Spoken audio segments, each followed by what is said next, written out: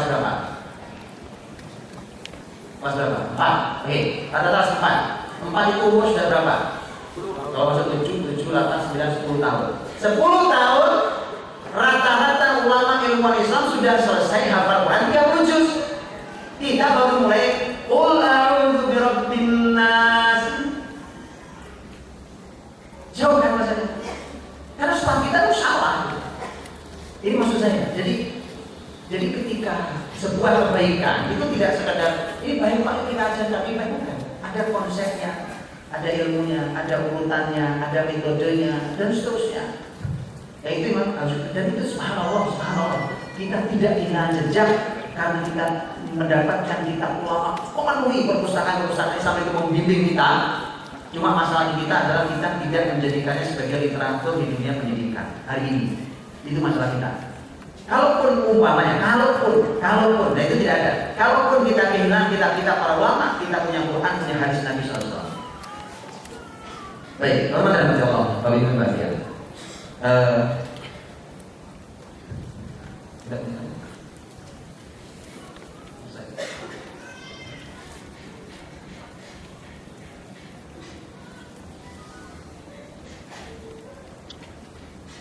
Ya Bapak Ibu dan Mas, saya ingin sedikit karena saya sudah disampaikan banyak lebar oleh Ustaz Syihab, saya tidak mengulang, tapi saya cuma ingin menyampaikan sedikit supaya juga kita terbayang beginilah sebenarnya seharusnya menyusun satu konsep tentang dunia pendidikan.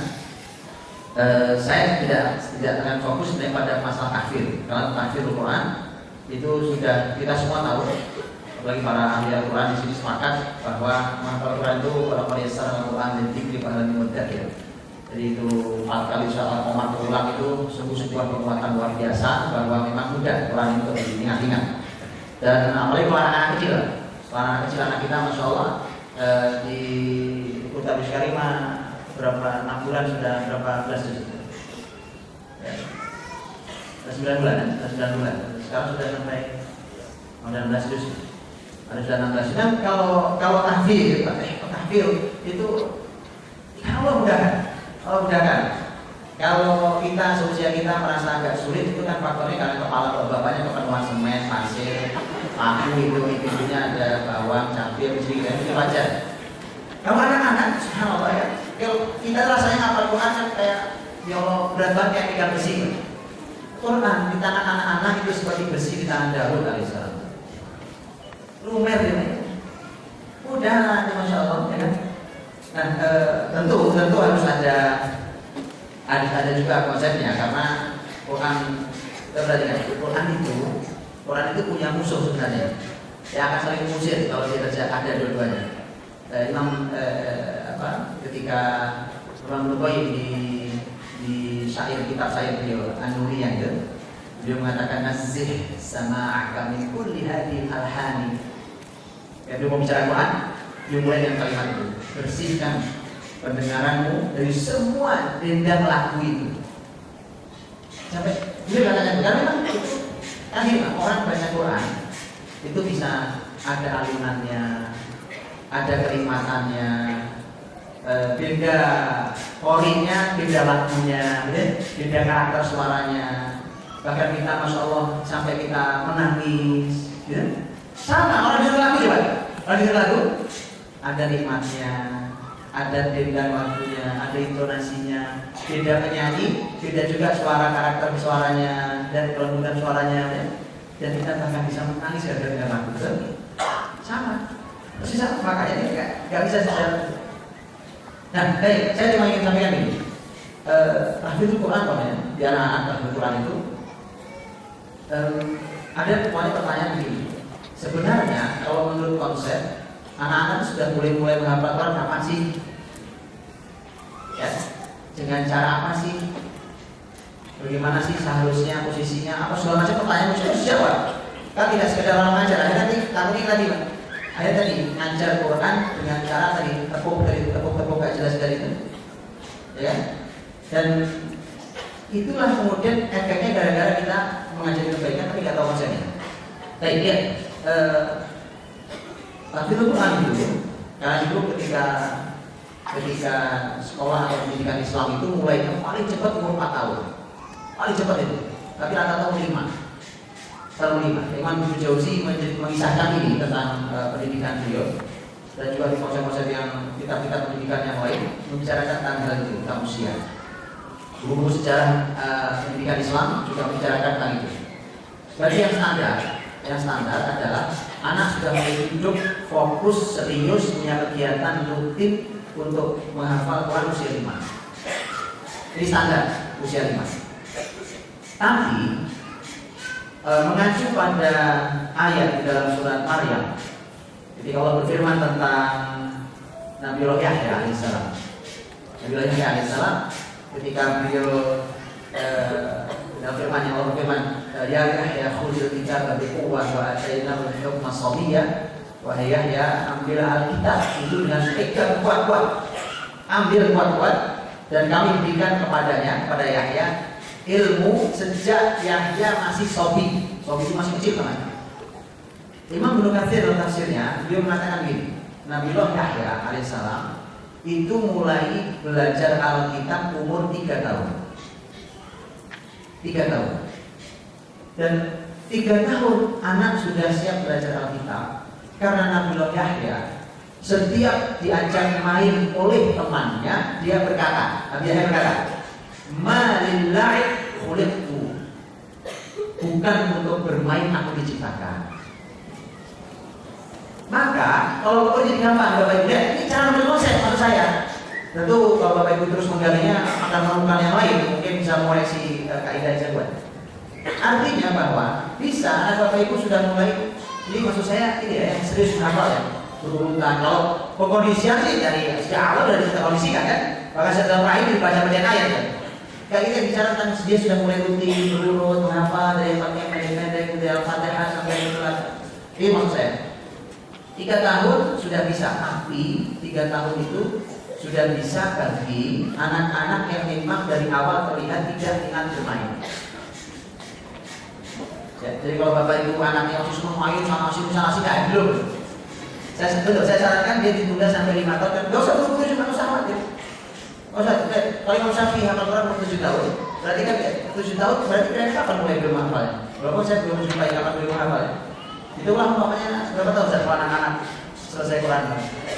2 tahun selesai. Ambil 3 tahun sedikitnya berarti kan 7, 6, 5. Masuk akal gitu.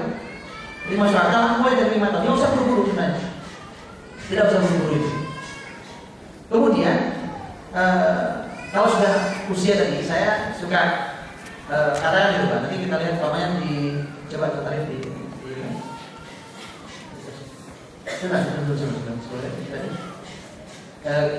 ketika saya tulis umpamanya mengapa hafalan Quran itu di usia 7 sampai 14 tadi. Maksudnya sudah hafal 30 juz ya. 7 itu saya ambil dari Imam Syafi'i Ta'ala yang 7 dan bukan hanya beliau yang 7. Berarti kalau saya siap dari 2 tahun, berarti mulai ya umur 5 lah, masa itu usia awal pendidikan dari Islam. Maka saya bilang anak-anak itu kalau Bapak Ibu jangan buru-buru nyekolahkan anaknya. Dan jangan lama-lama sekolahnya. Hari ini kita buru-buru menyekolahkan anak, sekolahnya lama banget, bos, gak pinter-pinter. Oh ini apa? Oh iya, sekarang kita jujur kita. Anak sekarang coba, dulu dalam Islam standar lembaga pendidikan itu 5 tahun. Mulai masuk lembaga pendidikan. Dan sebenarnya kitab itu sebenarnya dari usia 5 sampai 12. Sekarang coba, pendidikan dari usia berapa? Sekolah dari usia berapa? 6 tahun. 2 tahun? Apa usia punya teman ada sekolah itu mulai usia 3 bulan.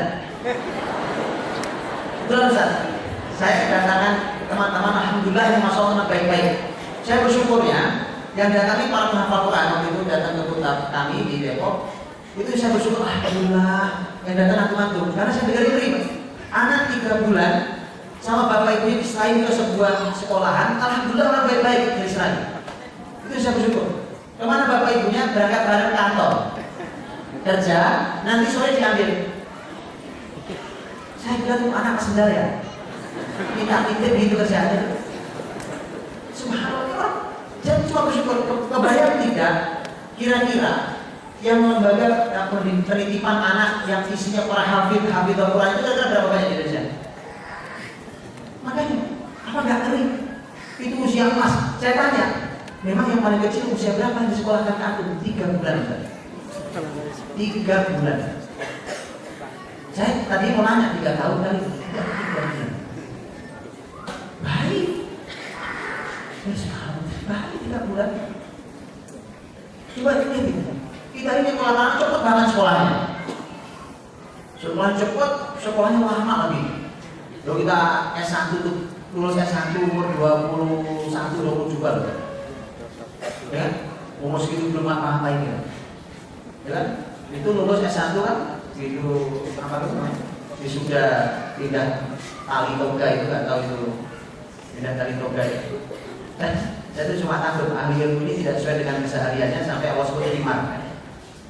Mata lagi milik kawaratum malam yang itu hakaman dari himar yang berasal. Sebagai itu ahli ilmu Alkitab yang sangat tinggi, ilmu Taurat itu kalau tak sesuai dengan ilmu harian jadi kayak himar, kayak keledai itu. Jadi waktu dunia pendidikan kan kalau ibu sudah dipanggil himar 1, nah, sama itu. Keledai 2, karena isinya ahli ilmu tadi nggak cocok dengan kehidupan, nggak cocok dengan ilmunya. Saya tunjukkan, bukan cuma ilmu agama, bukan ilmu agama. Kan saya dengan teman-teman, masya Allah, saya belajar banyak dari berbagai macam ilmu teman-teman. Ya dari kita ada yang ahli pertanian, kita belajar pertanian, masya Allah. Saya baru tahu, masya Allah ya. Coba lihat orang pertama, saya mohon maaf, saya juga belajar pertanian, karena di antara yang saya belajar ilmu pertanian dari beberapa teman-teman. Bukan hanya pertanian, ya. Di berbagai dunia ilmu hari ini, mafia di mana-mana. Ada orang, seorang doktor ahli pertanian itu digaji besar hanya untuk memandulkan benih. Benih, jadi jagung umpamanya. Kita petani kan beli jagung, harus ditanam. Hasilnya bagus-bagus. Nah, kalau orang dulu kan si jagung itu kan dikeringin tanam lagi kan. Sekarang nggak bisa. Silakan, mesti nggak bisa tumbuh. Karena itu ada doktornya yang digaji besar kerjanya untuk memandulkan benih. Apa tujuannya? Jelas, urusan duit, dia akan beli lagi ke situ. Begitu seterusnya. Jadi makanya Quran tepat dari Quran mengatakan salah satu kerjaan mereka adalah wa yumlikuna al-harta wan nasl. Mereka itu benar-benar merusak al-harth, sawah ladang itu dirusak, dan an-nasl, nasl itu keturunan. Walaupun ditafsirnya banyak tafsirkan dan binatang. Sekarang ternyata manusia dirusak keturunan. Al-harth wan nasl mereka rusak.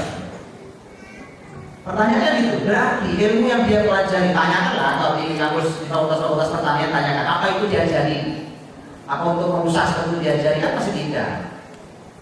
Tapi itu yang mengiurkan secara materi, maka kemudian dia tidak peduli lagi. Dunia kesehatan, membuka, kalau ibu dokter membuka, kalau saya, jujur sendiri di hadapan Allah SWT, ya. Jujur sendiri di hadapan Allah SWT. Tentang obat, tentang mafianya, tentang sudahlah. Apa itu yang sesuai? Makanya tadi begitu sudah himar 1 naik sini lulus, himar 2 naik lulus. Kebanyakan masalah lagi nak membeli Taurat atau malam biru atau masalah himar yang menasal. Itu kan jauh dari yang kita inginkan. Bagaimana kemudian sudah itu lulus S1, gitu, lulus S1, paling kita ini lulus S1 itu kerja baru nyari, nikah gak berani. S2 mikir-mikir, nganggur kok dimarahi ya. Itu sudah umur 21, 22 tahun, itu mau tamat jadi sultan. 20 tahun Harun Rasul sudah dibayar jadi khalifah, 20 tahun. Itu seterusnya banyak data yang sampai dokter poin tadi. Makanya kita ini sekolahnya kelamaan dan terlalu cepat masuk sekolahnya. Kalau kita benar di konsep Islam itu Pak, ya Allah efektifnya usia kita, karena Islam itu anti mubadir. Nah kita ini mubadir. Kalau ada anak makan nasi piring gak habis, kita bilang ayo makan habiskan itu, masya Allah masih ada anak mubadir loh, ya kan? Tapi kita nggak peduli, kita mubadir umur kita. Sekolah lama nggak punya ilmu apa-apa. Mau lulus juga bingung. Kalau kayak kami banyak teman-teman syari gini. Semuanya teman-teman di Libya itu siapa ngobrol kita itu sudah lulus itu atau sudah lulus itu kan jurusannya memang syariat sebenarnya fikih memang itu pertanyaan pertama yang dilontarkan masyarakat saat dia lulus itu dia nggak bisa jawab. Juga gini ya, begitu tanya, gimana Ustaz, sah apa nggak sah ya kalau begini-begini? Itu ada perbedaan pendapat di antara para ulama. Itu benar. Panjang lebar dikasih pendapat satu ini dalilnya, pendapat 2, 3, 4. Orang itu nungguin dan tidak sabar. Sudah panjang lebar jelaskan, orang itu nanya lagi, enggak Ustaz, sah apa nggak sah? Betul sih. Jadi kan di pertama lain masih mana yang paling kuat pendapatnya. Maka nampaknya harus ada lomba ulang. Harus lomba ulang. Ya ketika membahas tentang hal ini akhirnya kita tahu bahwa kan mubalik, menjadi mubalik. Jadi kalau mulai seperti ini, kenapa saya ambil 7? Ya izinnya saya ambil angka yang mungkin terhitung cepat, 7. Imam Syafi'i dan yang lainnya dia data 7 tahun. Kalau 14 itu nanti juga ada datanya, itu 14 tahun itu kalau di dalam biografi para ilmuwan dan ulama Islam itu juga dibunyikan dia sudah hafal Quran di usia kecil atau dia sudah hafal Quran sebelum balik. Nah balik zaman dulu itu rata-rata 15 tahun. Makanya saya izinkan saya terus 14 tahun. Berarti ini toleransinya. Anak-anak selesai Quran 30 juz menghafal itu dari rentang 7 sampai 14. Berarti rentangnya SD kelas 1 sampai SMP kelas 3 kurang lebih. Kelas 2. Nah, jadi mohon tidak diberi toleransi di atas itu. Mohon tidak diberi toleransi di atas itu ya. Karena begini, menghafal Quran itu kan bukan dia benar hal yang utama, yang pertama luar biasa dan sejak wa'alim ayat nomor 1 itu memang luar biasa. Dan itu yang pertama dan utama. Tetapi kan bukan berhenti di situ, bukan segala-galanya berhenti di situ. Berarti dia memang baru modal langkah pertama. Bahkan di beberapa majelis ulama, termasuk majelis Imam Malik itu suka mengeluarkan anak kecil dari majelisnya. Bukan hanya Imam Malik, suka mengeluarkan anak kecil di majelis suruh keluar. Karena majelis hadis, beliau mengajarkan kitab Al-Muwatta. Dan beliau namanya hadis pelajari setelah Quran. Nah, yang kecil ini juga belum hafal Quran, belum belajar Quran, jadi sudah belajar hadis. Quran dulu ngaji di sini ada kurikulumnya. Kalau sekarang kan enggak. Sekarang ngajinya, alhamdulillah mau ngaji saja, kalau sedikit dikit lagi biar aja, usah kritik, biarin. Bagus dia mau ngaji, yang lain nggak mau ngaji. Karena itulah makanya kita naik lah, kita naik beberapa tangga lah, sudah tahun-tahun ini. Ngaji itu ada kurikulumnya memang. Ngaji di masjid kita suka itu masalahnya, suka mengatakan masjid itu lembaga informal, tempat informal. Padahal dulu kampus-kampus kan dibangun di situ. Di situ dibangun di masjid, di dalam masjid dengan kursi-kursi para ulama, para ilmuwan dan di sekeliling masjid. Tahu gitu, sekarang kampus besar. Nanya masjid sebelah mana masjidnya Pak? Itu Pak, sana lurus, turun, kiri, kanan, pokoknya mau coba jalan di situ. Kita bicara peradaban Islam ya. Ya peradaban Islam kemudian masjid posisinya agak jelas. Jadi 14 tahun itu secara usia memang karena di dalam biografi yang para ilmuwan ulama yang saya baca itu memang mereka sudah selesai sebelum masa balik ya. Nanti baru kemudian menambah ilmu yang lain. Kan kalau 14 baru selesai, makanya kan menjadi tertunda yang lainnya. Kalau lebih cepat masih lebih baik. Tetapi memang kalau saksama kami namanya, kalau ini saya buat di Kota Palmatin namanya, saya membuatnya sangat kecil. Standar awalnya kecil karena saya pernah baca pokoknya di dalam sejarah Kutab itu ternyata di Kutab itu dulu ada yang lulus Kutab sudah selesai Quran 30 juz, ada yang 2/3, ada yang 1/3, ada yang setengah, ada yang 1/4. Nah saya ngambil yang paling kecil 1/4. 1/4 dari 30 juz kan kurang lebih ya 7 lah ya, kurang lebih 7 sekian. Sehingga itu yang saya buat targetnya karena saya juga tidak mau umpamanya begini, ini lembaga pendidikan yang anak-anaknya selesai hampir kurang 30 juz, tapi ternyata yang hampir 30 juz cuma 1-2 orang. Kita ingin sistem, ini sebuah sistem di mana itu hasilnya memang harus begitu secara keseluruhan. Makanya saya ingin mulai dari yang paling kecil karena dia berarti diputar juga baru masuk ke tahun keempat. Nanti akan kita naikkan secara sistem. Jika sudah kita analisa, kita naikkan. Oke, ternyata secara sistem bisa kita naikkan dari 7 mungkin 10 mungkin apa sampai targetnya gitu. Nanti kalau sudah selesai Quran selesai diputar kan kemudian di jenjang berikutnya jauh lebih mudah. Karena ilmu berikutnya harus sudah dinaikkan dari hadis, ilmu apa segala termasuk fikih, masuk kan jenjang berikutnya, masuk ilmu yang lain. Nah, semakin terlambat kan semakin masalah. Tapi hari ini saya masih memberikan toleransi karena saya bilang ini nggak apa-apa, tapi izinkan saya ngasih toleransi hanya sampai kelas 1 SMP. Ya kalau tadi kan kelas 2 atau kelas 3 masuk SMP. Jadi begitu selesai Quran di kelas 1 SMP itu sudah akan dihentikan semua untuk selesai Quran 30. Karena saya kira tapi kalau di kitabnya naik targetnya, maka sampai SMP kan kita turunkan lagi. Nah, begitu seterusnya. Ini kan karena dari masalah konsepnya dan kita ingin menaikkannya itu sesuai dengan kemampuan yang kita lihat di masyarakat. Karena kadang-kadang kita semangat lari, tapi ternyata banyak keluarga tidak siap. Tidak siap. Bisa kita tinggal, tapi kita tinggal lagi. Saya ingin meraih sebanyak mungkin keluarga muslim, jadi kita naik bareng-bareng gitu. Gak apa-apa, kita akan menunggu Anda. Kita naikkan lompat, ayo naik semua nanti satu langkah naik tangga berikutnya begitu selesai. Ini data berikutnya. Kalau cedera besar sudah 20 tahun ya, itu 20 tahun itu sudah cedera besar dan sudah kelihatan. Ini kan data ya, yang itu bisa lihat itu data tentang para penghafal Quran dari kalangan ilmuwan, ulama dan penguasa dalam Islam. Saya ambilkan banyak contohnya. Ada Asy-Syafi'i 7 tahun, At-Tabari 7 tahun, Ibnu Qudamah 10 tahun, Ibnu Sina dengan masalah akidah yang diberi oleh para ilmuwan 10 tahun, An-Nawawi sebelum balik, An-Nawawi sebelum balik, Imam Ahmad bin Hanbal sejak kecil, Ibnu Khaldun 7 tahun, As-Suyuti 8 tahun, Muhammad bin Aziz saat kecil, Ibnu Hajar 9 tahun, Al-Mizzi saat kecil, Al-Fatih saat kecil. Ternyata data yang saya dapat itu ternyata dia sudah hafal Quran di usia sebelum 8 tahun. Sebelum 8 tahun. Kami ketika menamakan kitabnya Al-Fatih itu memang terinspirasi besar dengan itu, cuma kami tahu bahwa kami terlalu rendah sehingga kita naiknya kalau sebut satu tangga ke tangga mungkin.